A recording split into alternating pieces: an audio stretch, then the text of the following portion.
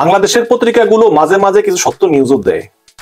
যেমন আমি আগে বলেছিলাম যে কালের কণ্ঠ, বিবিসি, তারা বলতেছে বিএনপি ভেঙে গেছে, বিএনপি হতাশ হয়ে গিয়েছে, এই ধরনের খবর। কিন্তু আজকে যুগান্তর পত্রিকার একটা খবর আমি আপনাদেরকে পড়ে শোনাতেই চাই। সেটা হচ্ছে যে হঠাৎ রাজপথে সরব বিএনপি, ঐক্যবদ্ধ করতে চায় মিত্রদের এবং ভূরাজনীতির গতিবিধি পর্যবেক্ষণ।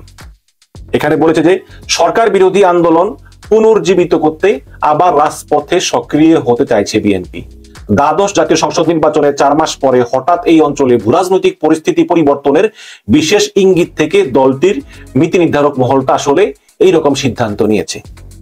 এবং ভূরাজনৈতিক পরিবর্তনের কারণেই নীতি নির্ধারক মহল এইরকম সিদ্ধান্ত নিয়েছে। আমার মনে হয় যে চীন আসলে বুঝতে পারতেছে যে শেখ হাসিনা তাদেরকে নিয়ে খেলতেছে। যে তিস্তা প্রকল্প, আপনারা জানেন যে চীনের রাষ্ট্রদূত ইয়াও ওয়েন গত 21শে ডিসেম্বর মানে গত বছরে তিনি বলেছেন যে শেখ হাসিনা কথা দিয়েছেন যে আমাদেরকে দিয়ে তিস্তা প্রকল্প বাস্তবায়ন করাবেন, কিন্তু এখন আবার শেখ হাসিনা মনে করতেছেন ভারত চাইতেছে না। আমার মনে শেষ পর্যন্ত শেখ হাসিনা এই তিস্তা প্রকল্প চীনকে দিবে না, কারণ যদি শেখ হাসিনা এই তিস্তা প্রকল্প চীনকে দেয় এটা ভারতের সার্বভৌমত্বের প্রশ্ন। ভারত কখনোই এটা মেনে নিবে না, কারণ ভারত হাসিনাকে টিকিয়ে রেখেছে ভারতের নিজের স্বার্থের জন্য। সেই স্বার্থই যখন বিঘ্নিত হয় তখন তো হাসিনাকে টিকিয়ে রাখার কোনো প্রশ্ন আসে না।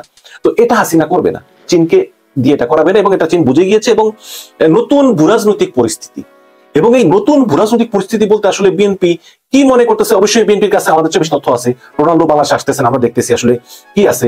এই কারণেই বিশেষ ইঙ্গিত থেকে দলটির নীতি নির্ধারক মহল এইরকম সিদ্ধান্ত নিয়েছে এবং তড়িঘড়ি করে বেশ কিছু কর্মসূচি সামনে আনা হয়েছে। এর মধ্যে আবার এমনও হতে পারে যে এই যে ভূরাজনৈতিক পরিস্থিতি, এই ভারত গোপনে গোপনে বিএনপির সঙ্গে আলোচনা শুরু করেছে যে দেখো হাসিনা যদি তিস্তা চীনকে দিয়েই দেয় তাহলে তোমরা বিএনপি আন্দোলনে নামো, আমি পিছনে আছি। এরকম হতে পারে। ভূরাজনীতি এখন তখন চেঞ্জ হয়ে যায়। ভূরাজনীতিতে কে শত্রু কে মিত্র এটা কিন্তু বোঝা বড় মুশকিল। আজকে হাসিনা ভারত বন্ধু, কারণ হাসিনা ভারত যা চায় তাই দেয়। যখন দিতে পারবে না তখন হাসিনা শত্রু হয়ে যাবে। এটাই হচ্ছে নিয়ম। প্রত্যেকটা দেশ তার স্বার্থের জন্য সবকিছু করে। ওই যে হাসিনাকে ভারত টিকিয়ে রেখেছে, হাসিনাকে ভালোবাসে বলে প্রশ্নই আসে না। ভারত যা চায় হাসিনা তা বিনা ব্যক্তি দিয়ে দেয়। এটা হচ্ছে বাস্তবতা। যখন আবার ভারতের স্বার্থে ব্যাঘাত ঘটবে তখন হাসিনাকে ভারত ছুড়ে ফেলে দিবে। তো নির্ভরযোগ্য সূত্র এসব তথ্য নিশ্চিত করে যুগান্তরকে জানায় যে সামনে কি ধরনের কর্মসূচি দেওয়া যায় তা ঠিক করতে সিনিয়র নেতাদের সঙ্গে ভার্চুয়ালি হাইকমান্ড থেকে সভা অব্যাহত রয়েছে। দলটির ভ্যানগার্ড খ্যাত সহযোগী সংগঠনের ছাত্র দলও সারা জেলায় জেলায় কর্মী সভা শুরু করেছে। একই সিদ্ধান্ত নিয়েছে কৃষক দলও। একই সঙ্গে যুগপৎ আন্দোলনে থাকা সমমনা রাজনৈতিক দলগুলোর সঙ্গে দূরত্ব কমানোর পাশাপাশি তাদের মাঠের আন্দোলনেও সক্রিয় ভূমিকায় দেখতে চায় বিএনপি। সেজন্য দীর্ঘ 4 মাস পর সমমনাদের সঙ্গেও ধারাবাহিক বৈঠক শুরু করেছে। আজকে 12 দলীয় জোট ও লিবারেল ডেমোক্রেট দল এলডিপির সঙ্গে বিএনপির লিয়াজো কমিটির বৈঠকে বসবে।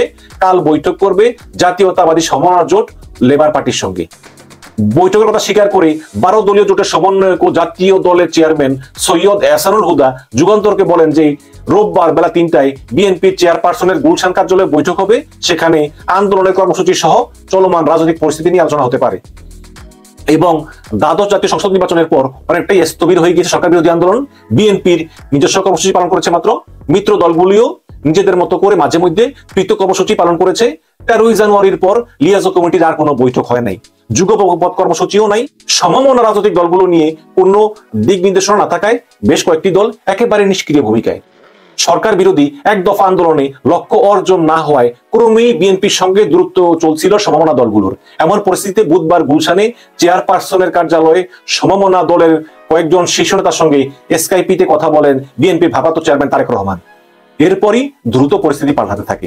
পরবর্তী করণীয় ঠিক করতে ধারাবাহিক বৈঠকের সিদ্ধান্ত হয়। আজ বিকালে গুলশান কার্যালয়ে প্রথমে 12 দলীয় জোট এবং পরে এলডিপির সঙ্গে বৈঠক হয়েছে। সোমবার জাতীয়তাবাদী সমমনা জোট এবং লেবার পার্টির সঙ্গে বৈঠক হবে। এইসব বৈঠকে বিএনপির পক্ষ থেকে স্থায়ী কমিটির সদস্য নজরুল ইসলাম খান অংশ নেবেন। সমমনা দল ছাড়াও সরকার বিরোধী আন্দোলনে মাঠে থাকা অন্য রাজনৈতিক দলগুলোর সঙ্গে ধারাবাহিকভাবে বিএনপি বৈঠক করার কথা রয়েছে।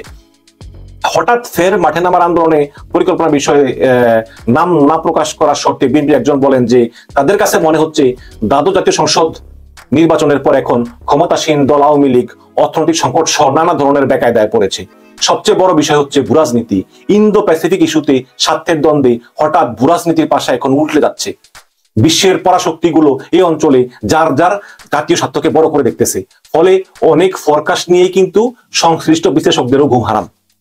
এবং বিশ্লেষকরা মনে করতেছেন যে ভূরাজনীতি আর মাঠের রাজনীতির গুরুত্ব কিন্তু বেশি না, একটি ছাড়া একটা অচল। সম্ভবত কারণে বিএনপিকে এখন জাতীয় স্বার্থ ও জনস্বার্থের বিষয় নিয়ে মাঠে নামতে হচ্ছে। তিনি আরো বলেন যে জাতীয় নির্বাচনের পর থেকে অনেক কিছুরই পরিবর্তন হয়েছে। নির্বাচনের আগে এশিয়ার 2 শক্তিধর দেশের সঙ্গে আওয়ামী লীগের যে সম্পর্ক ছিল, নির্বাচনের পর এখন বিনিয়োগ কেন্দ্রিক জাতীয় স্বার্থের দ্বন্দ্ব নতুন মেরুতে অবস্থান নিয়েছে। দেখুন, এখানে বিএনপি নেতা বলতেছেন যে নির্বাচনের আগে ভারত এবং চীনের সঙ্গে আওয়ামী লীগের সম্পর্ক ছিল, সেই সম্পর্ক এখন বিনিয়োগ কেন্দ্রিক জাতীয় স্বার্থের এই দ্বন্দ্বটা নতুন মেরুতে অবস্থান নিয়েছে। ফলে এই ইস্যুতে বাংলাদেশ সামনে একটা কঠিন পরীক্ষা। আমি একটু আগেই বললাম যে হাসিনাকে আসলে বেছে নিতে হবে, যে হাসিনা ভারতের দিকে যাবে নাকি চীনের দিকে যাবে, কারণ 2 নৌকায় পা দেওয়ার দিন এখন আর নাই। ফলে কে কার পক্ষ নেবে, কে কার প্রকৃত বন্ধু, সেই সব হিসাব নিকাশ এখন দ্রুতই এলোমেলো হয়ে যাচ্ছে। এই অবস্থায় বিএনপির মতো একটি বৃহৎ দল চুপ করে বসে থাকতে পারে না। সৃষ্ট জটিল সমীকরণ বিএনপি গভীরভাবে পর্যবেক্ষণ করতেছে। এবং এদিকে বিদ্যমান প্রেক্ষাপটে অনেকে এখন বিএনপির সঙ্গে সম্পর্ক উন্নয়নে আগ্রহী বলে কয়েকজন নেতা জানিয়েছেন। তারা আরো বলেন যে ক্ষমতাধর একটি দেশের কূটনীতিকের সঙ্গে কয়েকবার বৈঠকও হয়েছে বিএনপি নেতাদের, খুব সম্ভবত যুক্তরাজ্যের সঙ্গে কয়েকবার বৈঠক হয়েছে। বিষয়টি দলের হাইকমান্ড অবহিত আছে। তাছাড়া উপজেলা পরিষদের প্রথম ধাপের ভোটও জনগণ বর্জন করেছে, যা বিদেশিরা পর্যবেক্ষণ করেছেন। উপজেলার ভোট বর্জনের মধ্য দিয়ে জনগণ আবার পরিষ্কার জানিয়ে দিয়েছে যে বর্তমান সরকারকে তারা সমর্থন করতেছে না, যে কারণে বিএনপি আবারও মাঠের আন্দোলনে নামতে চায়। নিত্য প্রয়োজনীয় পণ্যের ঊর্ধ্বগতি, তেল, গ্যাস ও বিদ্যুতের দাম বৃদ্ধি সহ জনসম্পৃক্ত ইস্যুকে কাজে লাগিয়ে কর্মসূচি আসবে। তবে কি ধরনের কর্মসূচি হবে তা নিয়ে সিনিয়র নেতা এবং মিত্র দলের সঙ্গে পরামর্শ করে সিদ্ধান্ত নেওয়া হবে। নেতারা জানান যে যুক্তরাষ্ট্রের দক্ষিণ ও মধ্য এশিয়া বিষয়ক সহকারী পররাষ্ট্রমন্ত্রী ডোনাল্ড লু চলতি সপ্তাহে 2 দিনের সফরে ঢাকা আসতেছেন। তার সঙ্গেও বৈঠক হতে পারে বিএনপির। এমনকি ওই সময়ে রাজধানী ঢাকায় বিরাট কোনো কর্মসূচিও দেওয়া হতে পারে, মহাসমাবেশ হতে পারে। ডোনাল্ড যে সময় বাংলাদেশ থাকবেন সেই সময়। এদিকে বিএনপির পাশাপাশি অঙ্গ সহযোগী সংগঠনও মাঠে নেমেছে। সংগঠনকে সুসংগঠিত, শক্তিশালী এবং গতিশীল করার লক্ষ্যে রাজশাহী বিভাগ থেকে কর্মী সভা শুরু করবে ছাত্রদল। এই কর্মী সভা পর্যায়ক্রমে সকল সাংগঠনিক জেলায় করা হবে।